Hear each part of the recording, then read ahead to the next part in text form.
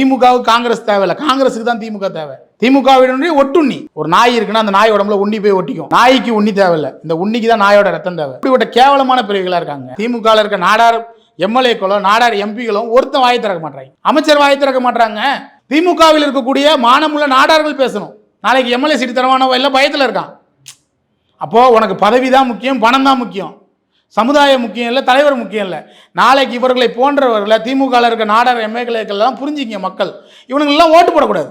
இந்திரா காந்தியோடைய புகழ் மறைக்கப்படும். அவங்களுக்கு அவங்க தாத்தா பாட்டியோட புகழ் மட்டும்தான் பாடணும். மூணாவதாக இருக்கிற காமராஜருடைய புகழ் பாடினா அதனால தான் காங்கிரஸ் வீணாக போகுது. நல்லா புரியுதா? இதே ஜவஹர்லால் நேருவை பற்றியோ இந்திராவை, இன்னைக்கு இந்திரா காந்தியை பிரதமராக்கினது யார்? ஐயா பெருந்தலைவர் காமராஜர் தான் இந்திரா காந்தியை பிரதமராக்கினார். அந்த ஒரு விசுவாசம் நன்றி இருந்தால் ராகுல் காந்திக்கோ சோனியா காந்திக்கோ பிரியங்கா காந்திக்கோ இருந்தால் அவங்க பேசணுமா இல்லையா? எல்லா இடத்துலையும் அந்த குடும்ப அரசியல் தான். இங்கே எப்படி நம்ம உதயநிதி ஐயா ஸ்டாலின்னு சொல்கிறோமோ அங்கே வந்து ஜவஹர்லால் நேரு, இந்திரா காந்தி, சோனியா காந்தி, ராகுல் காந்தி, பிரியங்கா காந்தி. ஒரு குடும்ப கட்சியாக என்னைக்கு மாறுதோ அன்றைக்கி விளங்கவே விளங்காது.